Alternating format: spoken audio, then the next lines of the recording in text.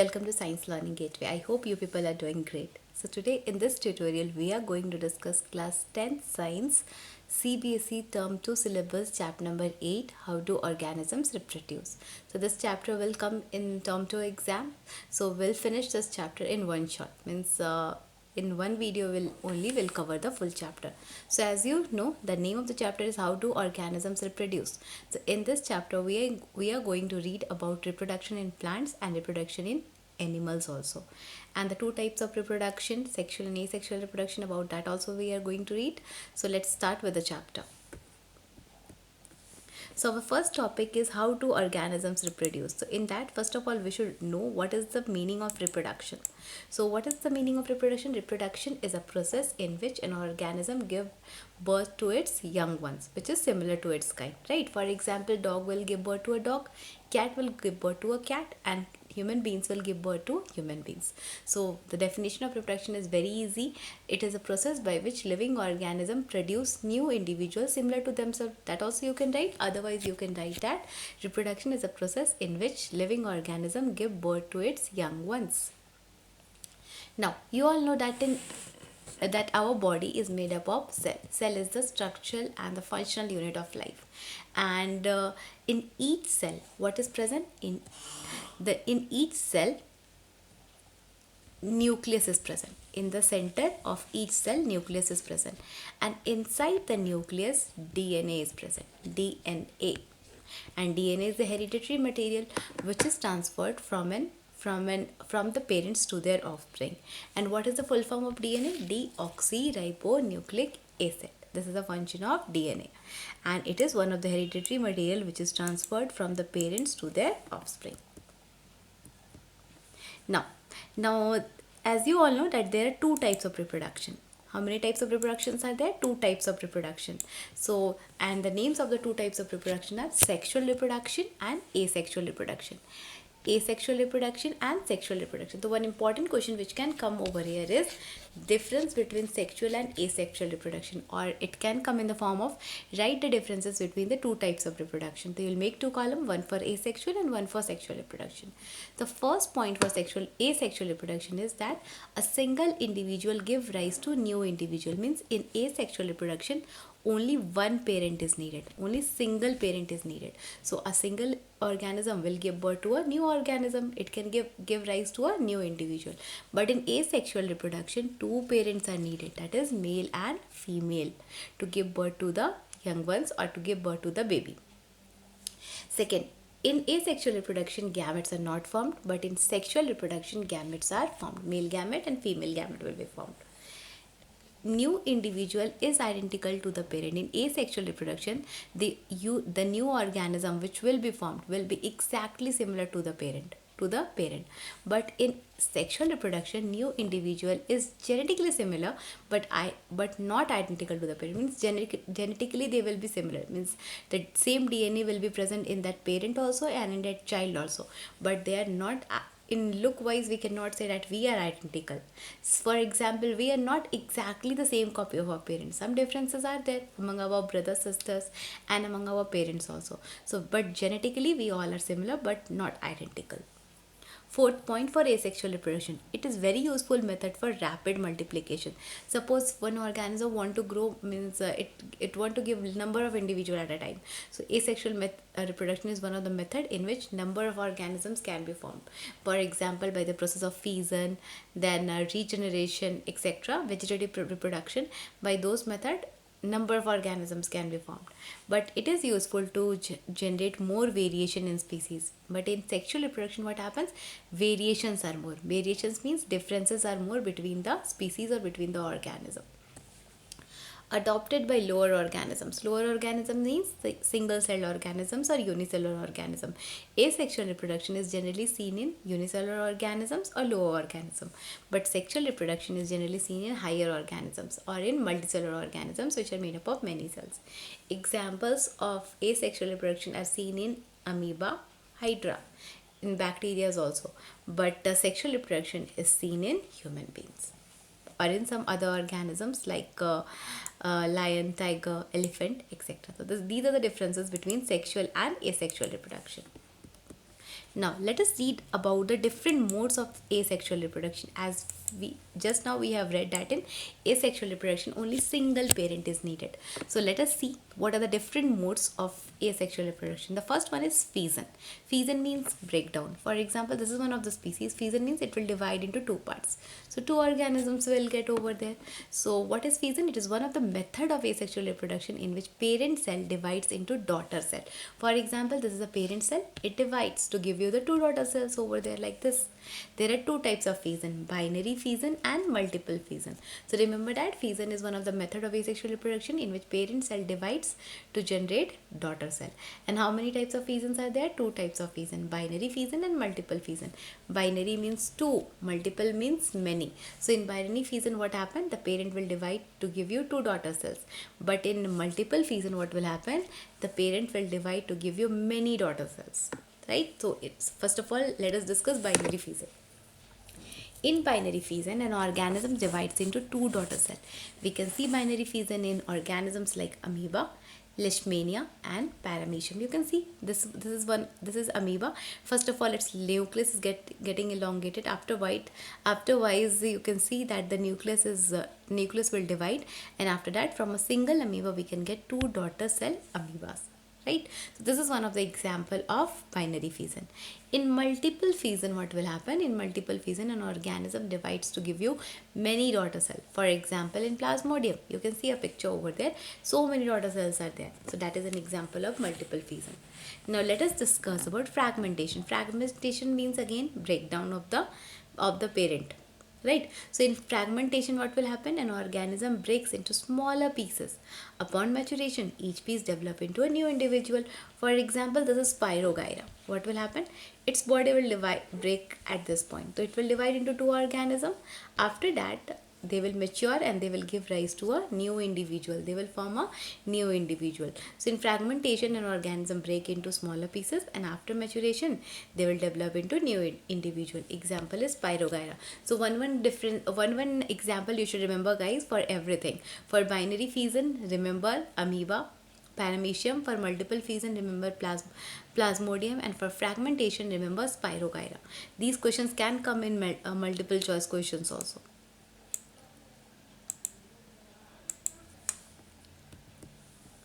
Now let us read about regeneration. So you all have seen lizards, I think so. You have seen that sometimes we cannot see the tails of the lizard because of some injury or because of some other animals or because of some fight. The tail cannot be seen, but after few days you can again see the tail in the same lizard. How that lizard has got his tail? By the process called regeneration. It regenerates its body parts, means again that new body part will develop in that lizard. So what is regeneration? In regeneration, if an organism is cut or broken up into many pieces, each piece grow into complete organism. For example, you can see planaria. This is planaria. Its body is cut into three parts. After that, these three parts is growing, and after that, after few days, you can see that these cut body parts, new organism is growing. So that is called regeneration. We can see regeneration in hydra, planaria, and lizards also. Next is budding. So what is budding? It is a method in which a small bud or outgrowth develops in the parent body. After that, that bud will detach from the parent body and it will grow into a new individual. Example, hydra. You can see a small bud over there in hydra. It will grow second stage, and in the third stage again it will grow, and the fourth stage it will detach. It will separate from the parent body and it will grow into a new individual. So example, for those remember that one organism which reproduces through budding, you have to remember that it is hydra. And for regeneration, you can remember hydra and planaria again. Next is vegetative reproduction. So what is vegetative reproduction? From the name you can understand that in vegetative reproduction, a new organism grows by the vegetative parts. Like from roots we can grow a new plant, from stem we can grow a new plant, from leaves also we can grow a new plant. So vegetative reproduction is a method of asexual reproduction in which a new plant grows from vegetative part of the plant, like roots, stems and leaves. Correct? So for example, which plant we can grow by roots? Dahlia. Dahlia is one of the plant in which we can see beautiful flowers. That dahlia plant we can grow by roots. Then sweet potato also we can grow by root. Then stem, from stem cutting, which plants we can grow? From stem cutting we can grow rose, we can grow your hibiscus plant, right? And from leaves, which plant we can grow? Bryophyllum. In bryophyllum leaf you can see small notches are there in the leaf margin. If these notch will fall on the soil and it will get air, water and suitable soil condition, it will grow into a new plant. So bryophyllum is one of the plant which we can grow using the leaf. Next, artificial methods of vegetative reproduction includes layering. By layering, there are some of the artificial methods also of vegetative reproduction. For example, layering. By layering, we can grow jasmine flower. Grafting. By grafting, we can grow mango. By cutting, we can grow rose. We can grow hibiscus plant. By tissue culture, we can grow orchid. We can grow banana plants. Right? So what are the advantages of vegetative reproduction? Let's read it once. Plant raised by vegetative reproduction can bear flowers and fruits earlier than those produced from seeds. Suppose you have grown two plants, plant number 1 and plant number 2. Plant number 1 you have grown by the method of vegetative propagation, and plant number 2 you have grown by using the seeds. Same plant is there, same. Suppose we are taking mango plant. Okay, so this mango plant number 1, it will give you fruits earlier as compared to the second plant which you have grown using the seeds, because if you grow any plant using the method of vegetative reproduction, it will give you fruits and flower earlier than that what you have grown using the seeds. Next, we can grow plants like banana, orange, rose and jasmine that have lost the capacity to reproduce seeds. Yes, you can see that in these plants seeds are not there, so we can grow these plants also.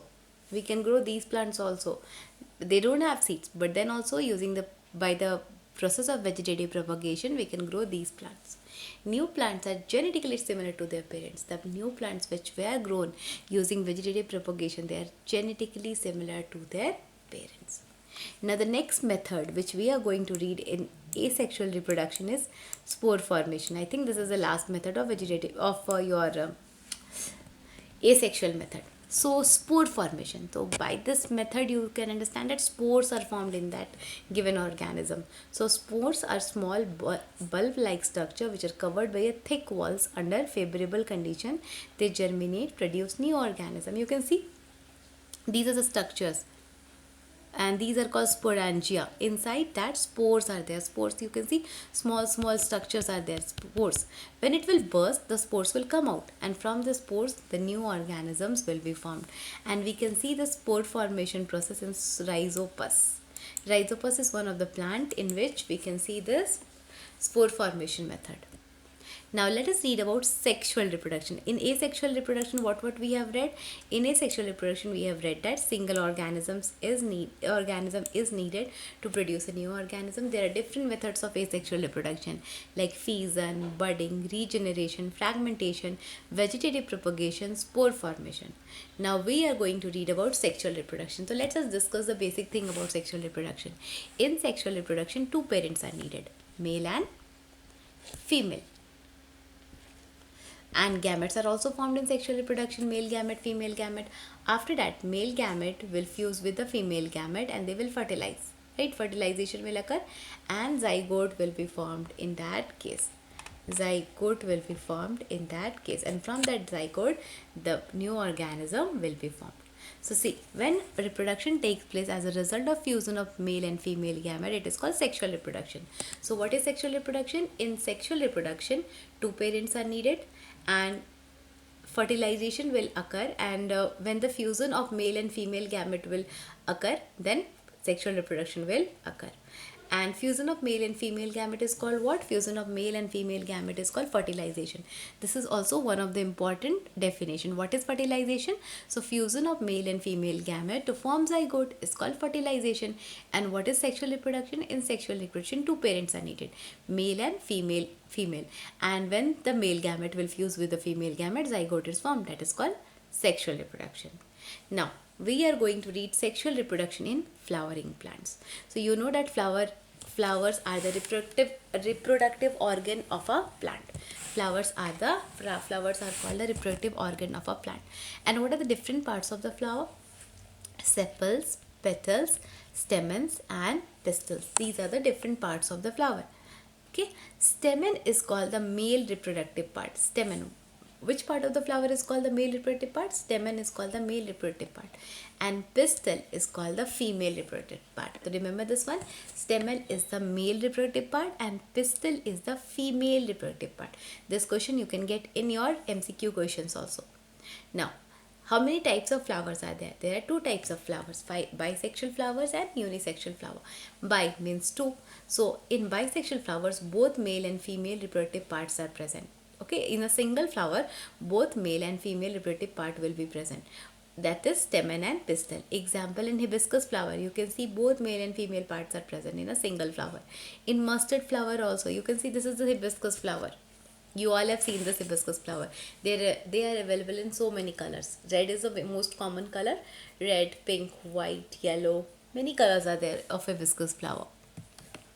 Now, what is unisexual? Uni means one. So, it contains either male or female reproductive part. For example, in a single flower, it is possible that male part is there, or it is possible that female part is there. So, any one of the part will be present in unisexual flower.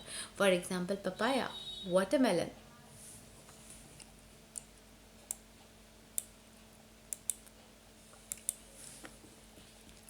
Now let us read about the structure of a flower and process of seed formation in plants. So this is the structure of a flower. This diagram is important from your exam point of view. So practice this diagram once. You can see the dark color part of the flower. These are called the petals. They are very dark colored so that the insect will get attracted towards themselves, right? And the green part which protect the flower in the bird seeds, they are called sepals. They are called sepal. In After that, you can see stigma is present at the top. Stigma, it is the female part of the flower, and these are the parts which are present in the pistil: stigma, style and ovary. These three parts are commonly called pistil: stigma, style and ovary. These are called pistil. And in the male part we have anther and filament. Anther and filament, they are the male part, that they are called stamens. Stigma, style and ovary, they are the female parts, and they are called pistil. You can see one pipe-like structure is there, that is called style. One tube-like structure is there, that is called style. And inside that you can see the ovule, and inside the ovule you can see the ovary. Okay. Now let us read about the process of seed formation in plants. So pollen grains are present in the anther. Okay, in the male part.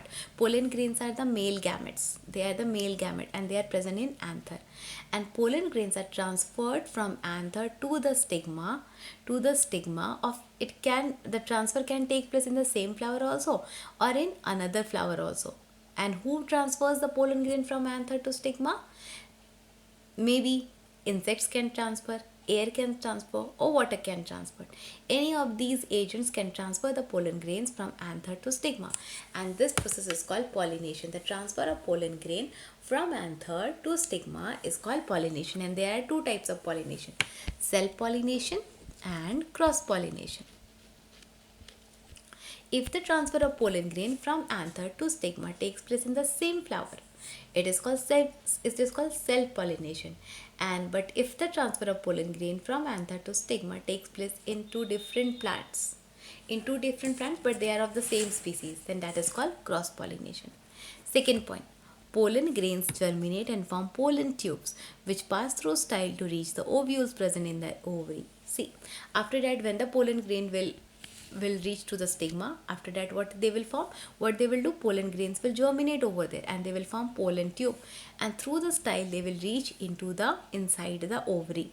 Okay, they will reach inside the ovary.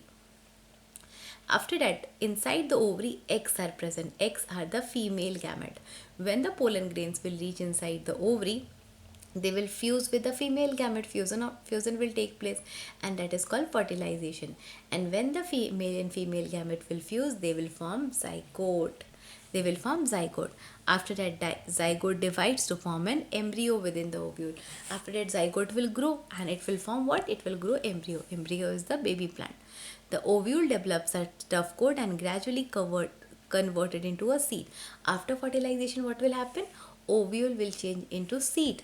After fertilization, ovule will change into seed. And ovary, what about ovary? What will happen to ovary? Ovary will change into fruit after fertilization. So remember these 2 points. After fertilization, ovule will change into seed and ovary will change into fruit.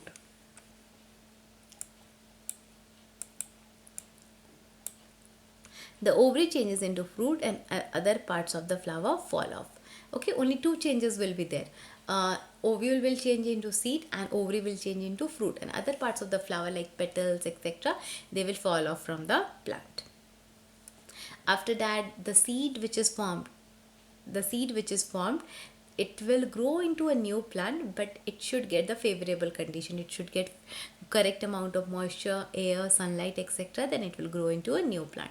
After that, about pollination, already I have told you that the transfer of pollen grain from anther to stigma is called pollination. There are 2 types of pollination: cross pollination and self pollination.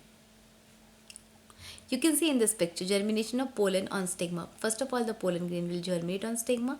After that, it will form a tube-like structure, and after that it will reach into the ovary. Inside the ovary, eggs are present. It will fuse with the egg to form the zygote. Now let us read about male reproductive system, and after that we are going to read about female reproductive system. So first of all, we have to read about male reproductive system. The male reproductive system, let us see what are the different parts which are present in male reproductive system. The male reproductive system consists of portions which produce the germ cells and other portions that deliver the germ cells to the site of fertilization. So there are 2 parts in male reproductive system. First of all, there are some parts which produce the germ cells, means which produce the gametes, and there are some parts which deliver, which transfers the gamete for fertilization. The first part is testes. Okay, first part of male reproductive system is testes. So what is the function of these testes? A pair of testes are located inside the scrotum, which is present outside the abdominal cavity, because sperm formation requires a lower temperature than the normal body temperature. Now see, a pair of testes, 2 testes are present in male body and they are located outside the abdominal cavity. Why these testes are located outside the abdominal cavity? Because for formation of sperms, formation of sperm requires less temperature, which should be less than our normal body temperature. Okay, so testes are present in the scrotum, and formation of testes require less temperature compared to the normal body temperature. Male germ cell, that is sperms, are formed in the testes. So male germ cells also, you can say male gametes also. Male gametes or male germ cells are called as sperms, and they are formed in the testes. Now one more function of testes is that testes release a male sex hormone called testosterone. Okay, so there are 2 functions of testes. The first function of testes is that testes release male gametes or male germ cells called sperms, and the second function of testes is that it releases a male sex hormone called testosterone. See, I have written the 2 functions over there. It helps in the formation of sperms, and the second function is it secretes male sex hormone called testosterone, which bring about changes in boys during puberty. What is the function of this testosterone? Because of the secretion of this testosterone, the changes can be seen in the boys during the puberty time. Next part of male reproductive system is vas deferens. So what is the function of this vas deferens? The sperms formed are delivered through the vas deferens, which unites with the tube coming from the urinary bladder. Now sperms are formed in the testes. After that, what is there? Sperms are formed in the testes. Now those sperms should be transferred from the testes. So who helps to transfer that sperms? Vas deferens. Okay, first of all, testes will release the sperms, and from there the sperms will go through the vas deferens. Okay, after that, from the vas deferens, the sperms will go through the urethra. It is a common passage for both sperms and urine. Means from this urethra, the urine will also come out from the body, and sperms will also come out from the body. Right? Now, Some glands are also there in male reproductive part. Seminal vesicles and prostate glands add their secretion to the sperms. This fluid provides nourishment to the sperms and make their transport easier. Sperms along with the secretion of the glands form semen. See, some glands are present in male reproductive system which secretes some some liquid type of thing. For example, seminal vesicle and prostate gland. These are the two glands which secrete, which add their secretion to the sperms. Sperms will be present in that liquid, and that liquid will give nourishment to the sperms and help in the easy transport of the sperms also from the body. So this was all about your male reproductive system. Testes are present, vas deferens are present, urethra, and some of the glands are present. Testes have two functions. It helps in the formation of sperms. It releases a male sex hormone called testosterone. Next, vas deferens, what is the function? It helps in the transport of sperms from testes. After that, urethra. It is the common passage for both sperms and urine. Now, you can see in the picture, this is your male reproductive part.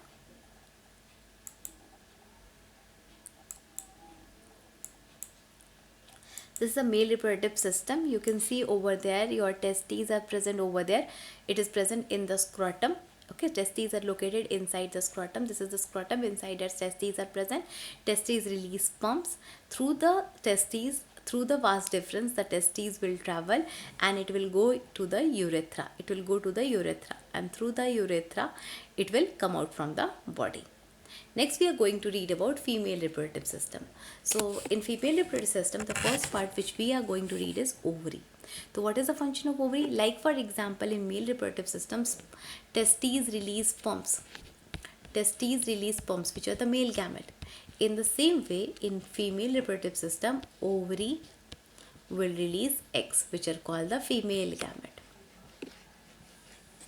Okay, a pair of ovaries is located in both sides of the abdomen. Female germ cell, that is eggs, are produced in the ovary. So what is the function of ovary? Ovary helps in the formation of eggs. At the time of birth of a girl, thousands of immature eggs are present in the ovary. When the girl child takes birth, that time in her abdomen, so many eggs are there in the ovary. But at the onset of puberty, some of these eggs start maturing. What happened during puberty time? What will happen? Each egg will mature. One egg is produced every month by one of the ovaries. Okay, and in each month, when the girl will reach the puberty age, means around 12 to 13 years, after that, in every month, through the ovary will release one of the egg for fertilization.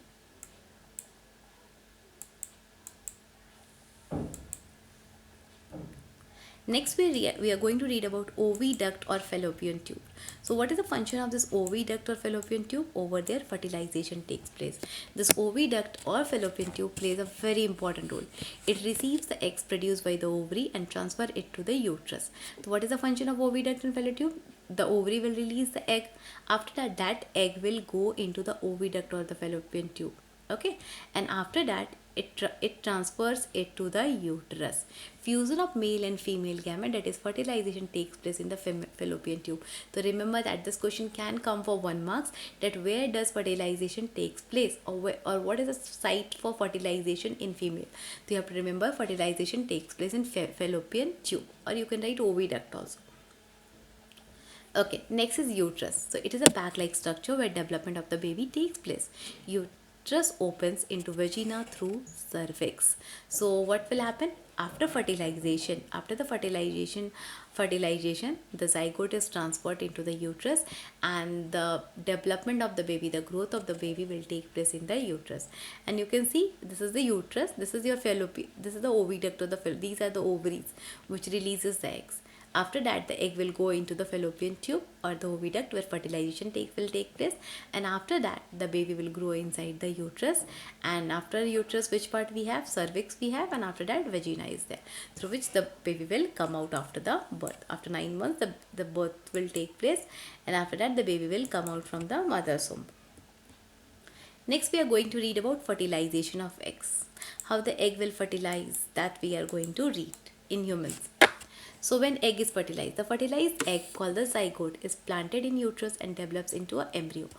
First, the fertilization will take place in the fallopian tube. After that, zygote is formed, and after that, that zygote will come into the uterus and its growth will take place. The embryo gets nourishment from the mother's blood with the help of a special tissue called placenta. And how the small baby which is present inside the mother's womb will get the nourishment from a tissue which is called placenta. It provides a large surface area for the exchange of glucose, oxygen and waste material. So this placenta has two important function. First of all, it will provide nourishment to the growing baby, and second is it will provide large surface area for the exchange of glucose, oxygen and waste material. The time period from fertilization up to the birth of the baby is called gestation period, and it's about 9 months. Means once the egg will get fertilized, it takes ninth month for the growth of the baby, and after ninth month only the baby will the women or the mother will give birth to the baby. Now, what will happen if the egg will not get fertilized? See, if the sperms will reach into the female body, then only the egg will fertilize. But if sperms will not reach into the female body, then what will happen? The uterus prepares itself every month to receive the fertilized egg. What happens? That every month the uterus will prepare itself so that so that the egg will get fertilized. The lining of the uterus becomes thick and spongy, required to support the embryo. Okay, the lining of the uterus will become very thick and spongy also. But suppose if the egg will not get fertilized, then what will happen? That lining is not required, so the lining will break and comes out through the vagina as blood and mucus, what we call as menstruation. And this cycle is repeated after every 28 days. Okay, after if the egg will not get fertilized, the menstruation will occur, and this cycle will be repeated after every 28 days. Now we are going to read about reproductive health. Now we are going to read about the reproductive health. The reproductive health means a total well-being in all aspects of reproduction, that is physical, emotional, social and behavioral. So what do we understand by reproductive health? If the person is physically also fit, emotionally also fit, socially also fit and behavior wise also he is good, then we can say that he is having a good reproductive health. Now we are going to read about some of the reproductive diseases. The first one is sexually transmitted diseases, also called STDs. Many diseases can be sexually transmitted, such as bacterial disease, for example gonorrhea and syphilis. These can be transmitted by sexual methods also. Some of the viral diseases are also there which can be transmitted sexually, like HIV, AIDS, warts. Use of condoms can prevent these infections to some extent. Contraception is a method of avoidance of pregnancy which can be achieved by preventing the fertilization of ova. See, if the female will use contraceptive method, then the pregnancy can be avoided and the fertilization of the egg will not take place. Now, methods of contraceptions. There are many methods of contraceptions, like physical barrier, chemical barrier, intrauterine contraceptive devices and surgical method. In physical barrier, the person can use condoms, cervical caps, diaphragm, etc. to prevent the fertilization of egg and the sperm. In chemical method, the person can use the oral pills so that the hormonal balance of the body will change and the eggs will not be released. It may have side effects.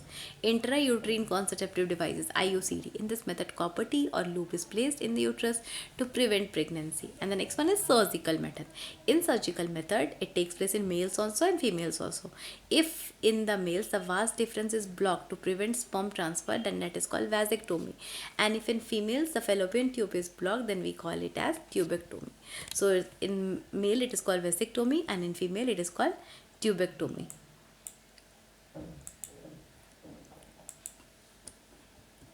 And the last one is female feticide. About this, you might have read many short films are also there. Many articles are also released in newspapers. Also, every day you are going to read about female feticide. So, what is female feticide? The practice of killing a female child inside the womb of the mother is called female feticide. Many times you have seen that in many of the family they don't need girl child. They don't want girl child. So, what they used to do? They used to kill the girl child in the mother's womb, and that is called female feticide. But it is very, very wrong thing. We should never do like this. This is completely illegal. For a healthy society, a balanced sex ratio is needed that can be achieved by educating people to avoid malpractices like female feticide and prenatal sex determination. What they used to do, they used to after 3 months of the pregnancy, they used to go for the sex determination of the child. If they will know that it is a girl child, that many of them, they used to do abortion, and the child will be killed in the mother's womb only. But prenatal sex determination is illegal offense in our country. So as to maintain a balanced sex ratio, you should know that the ratio of boys and girls should be same to maintain a healthy society. But nowadays, not nowadays, in earlier days only, from long ago, what the people used to do, if they have one or two daughter, the third child or the second child, they don't need as a girl child, so they used to do abortion for that. Because basically in our society it is said that they need boys and or boy baby, etc.